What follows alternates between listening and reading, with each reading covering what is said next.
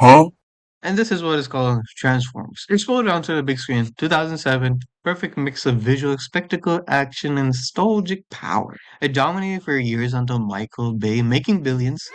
But the success was unsustainable. Huh? Suffering from his own success is absolute bonkers. Over time, the Huh? franchise collapsed under its own weight, and that makes me feel like I'm skinning myself. Crazy. So what's gone wrong? The creative fatigue and formalic storytelling? Repetition of tropes? Explosions, slow-mo shots, giant robot brawls, and shaky human subplots? Ugh. Brother, ugh. Like the amount of times I have ever cared about the human subplots, except the Megan Fox part. But what were we saying? Or let me count. One, two, three. Psych! I never gave a flip. But the Sam Witwicky parts, they were pretty good. He's goaded. He's goaded. But he had some weird story about him. The writers are just kind of weird. Like even Shia LaBeouf, the actor of Sam Witwicky, he even said it himself, not in his own like I'm not saying his own actual words, but he even felt like his own character didn't feel like it was really important. I don't Like if the know. actor itself is saying is that like what are your writers on, brother? Each sequel repeated the same formula with diminishing returns. So there's like a lack of character depth. Most human characters were reduced to comic relief, stereotypes, or eye candy. Even the Autobot just becomes some one-note violent, angry, or stoic, or Optimus Prime in the Bayverse was just someone who wanted the smoke. And Energon being spilled over. He's not beating the allegation of being the more crazy robot than Megatron could be. Oh well. And then there's like a lore overload in the last night, like King Arthur, Nazis, Merlin, alien knights, and ancient Cybertron history. Pure chaos. Little bro, I do not need a whole history lesson. I was like, huh? Huh? Huh? This is like a whole another history class, bro. I'm out of here. Goodbye, sir. So yeah, the diminishing box office return. So despite its reviews in the Age of Extinction 2014, the last one to get $1 billion, it has some weird moments. This is illegal. She's a minor. We're protected by the Romeo and Romeo Juliet and laws. Juliet. Yeah, what was that? What was that law? But like, what are we doing with this, bro? So for the last night, the 2017, huge. Failure! Failure! You're still a failure! Failure! I can smell. So losing Paramount like 100 million and all that. So this was like the movie to start their cinematic universe, which ultimately failed. Emotional damage! And many characters, both human and Transformers, underdeveloped, overserved, little purpose. Like, come on, bro. Like, it's kind of relatable to me. Like, what purpose do I serve in this life, bro? I'm just like walking around, just doing whatever everyday life is, bro. Like, what the hell? So some of the storylines just feel disjointed. The main plot is like overall story confusing, plot holes and inconsistency, over the top action. Man, the lore, I ain't no mad cat that's gonna observe the lore, bro. Like, I'm just a guy who shuts off his brains and accepts what's happening. Like, especially in manga or manhwa, but I just shut off my brain and just do it. Like, I ain't smart. All I know is that I don't have 15 terabytes in my head. I gotta go fish memory. So, Bumblebee movie 2018, $416 million in the box office, critically loved, Nice. yet underperformed due to confusion, marketing, and timing. Rise of the Beast, lowest live action earnings, 441 million on a 200 million budget. And this movie was promising, but I judged it too quick. It was promising, but they executed it wrong. Transformers 1 praised by the fans but flopped at $120 million. That sucks a lot, sadly.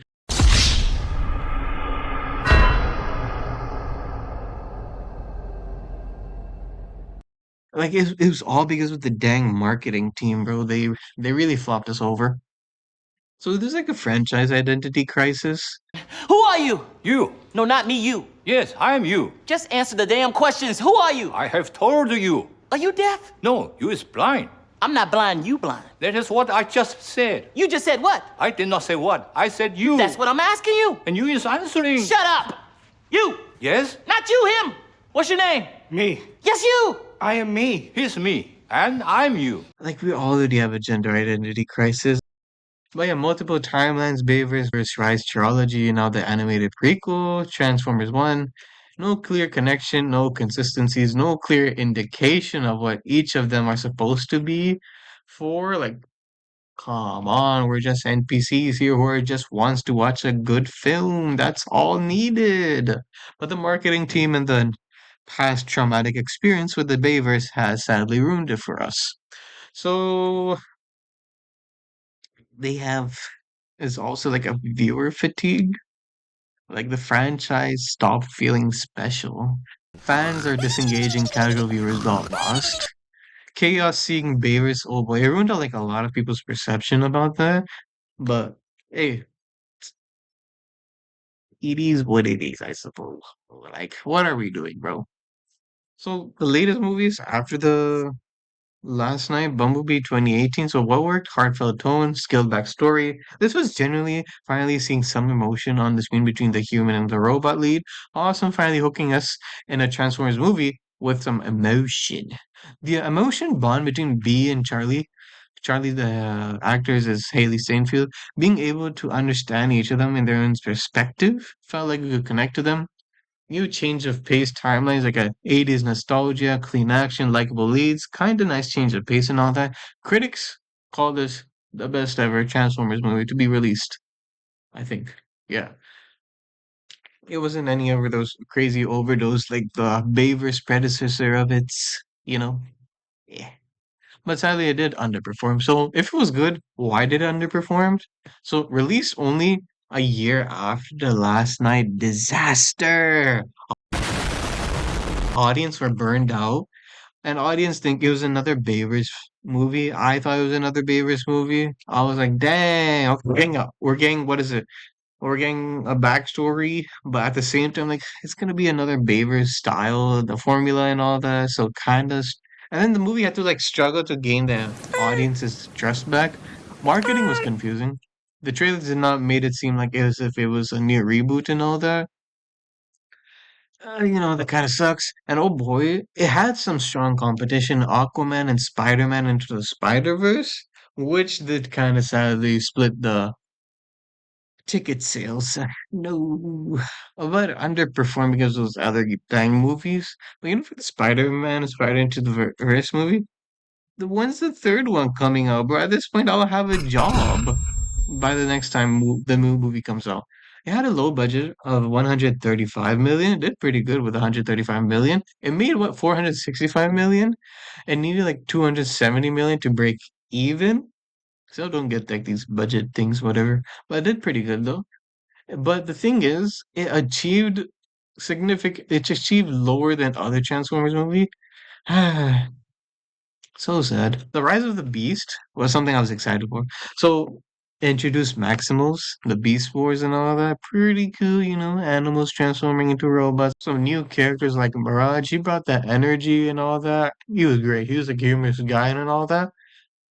And it was like a nice change of pace of having a robot lead that actually, talks. I like B more. But still, Mirage is a great character overall. Kind of excited for that. So the Promised Trilogy, large stakes like Unicron.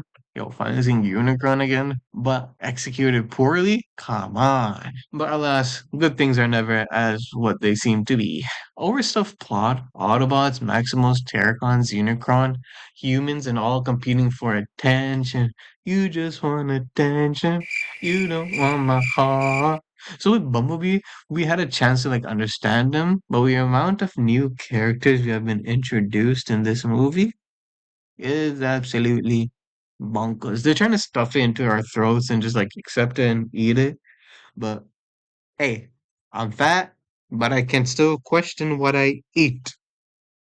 So it's just like cramming everything into one thing. It's just like watered down everything. So after Mirage's fun intro, the story slowed down dramatically. In Peru, some empty moments feels inconsistent left me disengaged. So like the fight scenes, they really need that Bayverse pizzazz. So the second week after the release, like despite the strong 60 million, it was like, let's go. And then it dropped to 67% is a proof of bad word of mouth. Man, what the hell? So competition as well. Spider-Verse and The Flash, which drew the attention and media buzz. So there's another movie, Transformers 1. If you haven't watched it, please go watch it on a pirated site with ad blocker. It's a new style. I love it. Animation style, a mix of Spider-Verse and Pixar energy. I explored the origin of Optimus Prime and Megatron as friends turn into enemies. Like finally, like dang time. Like about dang time. OGs know the Transformers Prime, or even more OGs know the first Transformers show from back then. But for the Transformers Prime, they did like a picture thing, so like a quick summary of what happened in their past. I say they did pretty good. Like it was a really good, picture by picture storytelling type. Would have been nice if they made a whole like animation about that though. But hey, it is what it is. So the mature themes, powerful voice casting, like Chris Hemsworth, the almighty Thor, and Scarlett Johansson. The Scarlett Johansson. Yeah, yeah. Oh yeah, so our Black Widow. But I gotta say, Megatron's voice actor, Brian Tyree Henry, amazing job. Bro did a spectacular job over the whole movie. So what is it? There's a deep lore, an emotional payoff. Like suppose like the D16 becoming Megatron. Valid crash out. Rise up and attack the marketing team. Oh, brother, this guy stinks! So, why did it fail? Marketing mishap. Trailers were cut to look like a children's film. Bruh. Bright, bouncy, juvenile music. Adult fans stayed away, thinking I thought it was kids' movie, bro. Like, I was disappointed, man. But I was wrong, of course. But screw you, marketing team. So, the target audience, it was not captured perfectly. 36% were just kids and families. Like, what are you expecting? Like, families don't really care about this. They just like know that their kids like a nice children's movie and all that. So the kids, you can't expect them to learn the lore or understand as much. So they just saw, oof, cool, nice, friendly robots going around on an adventure. Wow, great flipping job, marketing team. The real audience, the older ones, avoided this movie. Yeah, I judged the movie trailer, locking me up in Cybertron's darkest pits of their minds. But yeah, poor timing, releasing alongside a bigger summer animation, Despicable Me 4. Well, how come that movies never release their movies at a time where there's like no other movies and they have like more chance to be like more dominated? I don't get that. So there isn't enough toys. I have not seen much on the marketing side or anything like that. No ads, no nothing. Like I barely seen any toys. Even the toys I saw online, they were so trash. The Masters Edition, bro. Third party companies were able to do it better. So it looks like the future of this franchise. Rise of the Beast was supposed to be the trilogy of the start, but yeah, it looks like the franchise will be on a halt with that movie. The G.I. Joe crossover tease at the end of the Rise of the Beast, not really needed, but okay. They're trying to take two communities and hoping they would come together and like the movie that they just Bruh. spit it out of nowhere. So there's like another show called Transformers Cyberworld. It's launching in 2025. It still looks pretty good, the animation wise. I don't know about the story wise though. It's 36 mini episodes aimed at young digital viewers. Hopes it does pretty good because the latest Transformers animated show. I'm looking at you, or Spark. Screw you! I hate that. So, like Transformers One sequel. Dang it, we're not getting a sequel. Like, why? My spark, it's fading away. I can't live anymore knowing no more sequel. Ah. I'm fading away like Master Oogway. So despite the planned story arcs, it would have been epic. Just epic. Bro, like imagine they went along with the war and fall of Cybertron like story. Ooh, they would be cooking on that. But how come they never made a third game about that? Like, screw you guys again. Oh yeah, the risk ahead, funding issues. Yo, Hasbro backed out, bro. They said they don't want anything to do with this franchise for any co-financing. Yo, sugar daddy, please. Shoo! Paramount can't do all of it by itself. Please, Sugar Daddy, come back to us. I'll do whatever you want me to do. Okay, pause.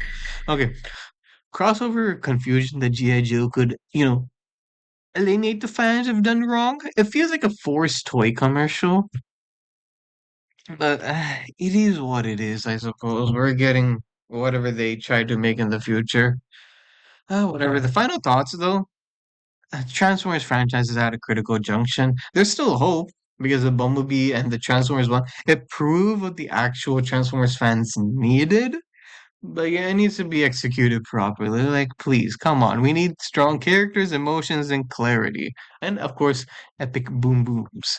But if studio continues down the path of confusion, corporate synergy, and overblown storytelling, they won't just lose money, they'll lose the legacy. And then the Transformers doesn't need more explosions. Well, yes, they need more boom booms and all that. But that's besides the point. It needs direction, it needs focus, it needs heart. Over and out. Bye bye. What the hell?